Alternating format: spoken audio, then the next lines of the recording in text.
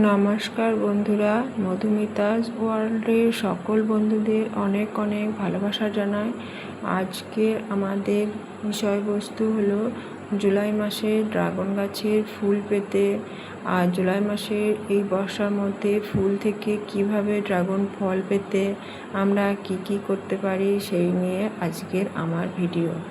তো ভিডিওটা প্রথম থেকে শুরু করলাম। তার আগে আমি জানাই আমার ইউটিউব পরিবারের সকল বন্ধুদের অনেক অনেক ভালোবাসা। পুরনো বন্ধুদের রইল অসংখ্য ভালোবাসা, আর নতুন বন্ধুদেরও আমি জানাই অনেক অনেক শুভকামনা। তো এই যে ড্রাগন ফুলটা ফুটে গেছে রাত্রিবেলায়, আমি যদিও একবার পরাগ মিলন করিয়ে দিয়েছিলাম, তাও তোমাদের সাথে এভাবে একবার শেয়ার করার জন্য আরও একবার ফিরে এলাম। ড্রাগন গাছ ঠিক এইভাবে রাত্রিবেলায় পরাগ মিলন করতে হয়। এটা আমি রাত্রিবেলায় করেছিলাম, কিন্তু রাত্রে অন্ধকারে ছবি ভালো আসবে না বলে তোমাদের সাথে আরও একবার শেয়ার করে দিলাম। উপরের যে পাপড়িগুলো আছে এতে থেকে হলুদ কালারের একটা ছোটো খুব গুঁড়ো গুঁড়ো রেণু বেরোবে, সেটা নিয়ে এসে এই পুংদন্তের মধ্যে দিয়ে দিতে হবে। যদি এরকমভাবে মৌমাছি আসে তো আরও ভালো। আমার এই ফুলটা আগের দিন রাত্রিবেলায় পরাগ মিলন করা হয়ে গেছে, আর এখন সকালবেলাতেও মৌমাছি এসছে, আর তোমাদের সাথে আর একবার শেয়ারও করে দিলাম। তো এই ড্রাগন গাছে ফুল পেতে কী সার প্রয়োগ করব, আর ফুল থেকে ফল হওয়ার জন্যই বা আমি কী পদ্ধতি অবলম্বন করব, সেগুলো বিষয়ে তোমাদের সাথে আলোচনা করব। তো যদি বৃষ্টি হয় তাহলে ফুলের পরাগায়ন করার পরে ফুলটাকে অবশ্যই একটা ক্যারি ব্যাগের মধ্যে ভরে দিতে হবে, আর নিচে একটা ছিদ্র রেখে। তাহলে গাছের পরাগায়নের ফলে সেটা বৃষ্টিতে ধুয়ে নষ্ট হয়ে যাবে না, আর বৃষ্টি ছেড়ে গেলে অবশ্যই প্যাকেটটা খুলে ফেলে দিতে হবে। তাহলে ফুলটা ফলে পরিণত হবে। আর যেই সমস্ত খাবার আমরা এখনও প্রয়োগ করতে পারি সেগুলোর মধ্যে অবশ্যই পেঁয়াজের খোসা ভেজানো জল, আর খোলের জল, আর কলার খোসা খুব ছোট ছোট টুকরো করে কলার খোসা ভেজানো জল একটু একটু করে লিকুইড করে আমরা এখন গাছের মধ্যে দিতে পারি।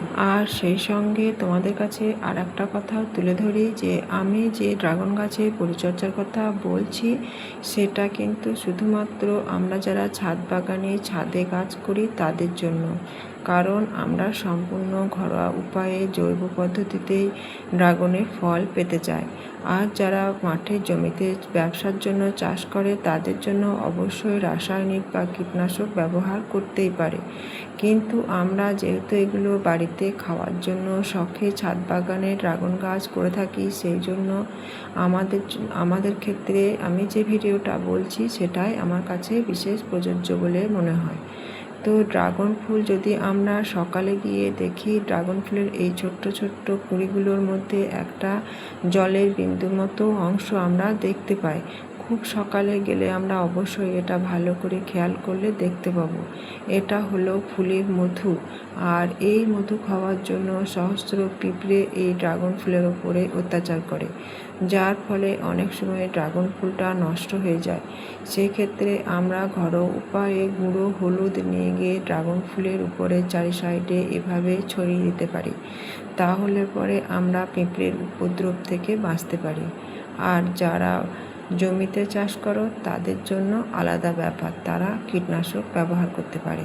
আমরা যেহেতু ছাদ বাগানে ছাদে লাগাই নিজেদের বাড়ির খাওয়ার জন্য, সেক্ষেত্রে এটাই ঠিক। আর ড্রাগন ফুলের পরাগায়নের 4 থেকে 5 দিন পরে অবশ্যই ফুলগুলোকে একটু করে ছিঁড়ে নেওয়া উচিত, কারণ এই বর্ষার সময়ে ড্রাগন ফুলের মধ্যে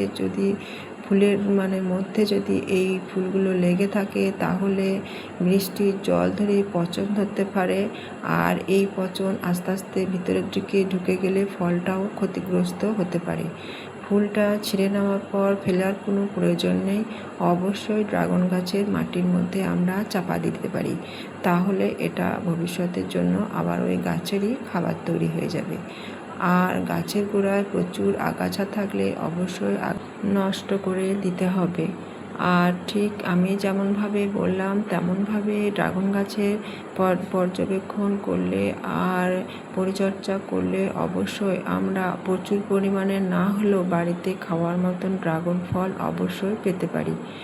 আর ড্রাগন গাছে মাঝে মাঝে আমরা একটু করে খোল ভেজানোর জল, পেঁয়াজ রসুনের খোসা ভেজানোর জল আর তার সাথে সবজির খোসা ভেজানোর জল অল্প পরিমাণের 1 মগ জলের 1 বালতি জলে 1 মগ এইভাবে আমরা দিয়ে এই সবজির খোসা ভেজানোর জলও এই ড্রাগন গাছের ফুল গোড়ার মধ্যে দিতে পারি। মাঝে মাঝে মাটিটা একটু খুঁড়ে দিতে পারলে ভালো হয়। তো এটাই ছিল আজকের ড্রাগন গাছের পরিচর্যার বিষয়বস্তু। একবার ফুল হওয়ার পর প্রচুর পরিমাণে খাবার দিলে দ্বিতীয়বার ফুলও ড্রাগন গাছে পাওয়া যায়, যেমন ঠিক আমার গাছে এসেছে। কিছুদিন আগে এই গাছগুলোতে আমি প্রচুর ফল ফুল নিয়ে গেছি। এখন আবারও নতুন করে কত কুঁড়ি ফুল এসছে, তোমরা নিজেরাই দেখে নাও। তো এইভাবে তোমরা সকলেই পরিচর্যা করতে পারো। আর ভিডিওটা ভালো লেগে থাকলে একটা করে লাইক, কমেন্ট আর শেয়ার করো। আজকের ভিডিও এই পর্যন্তই। আর তোমাদের কিছু জানার থাকলে অবশ্যই কমেন্টে জানতে পারো। তো আজকের ভিডিও এখানে শেষ করলাম। এখন আসি, নমস্কার।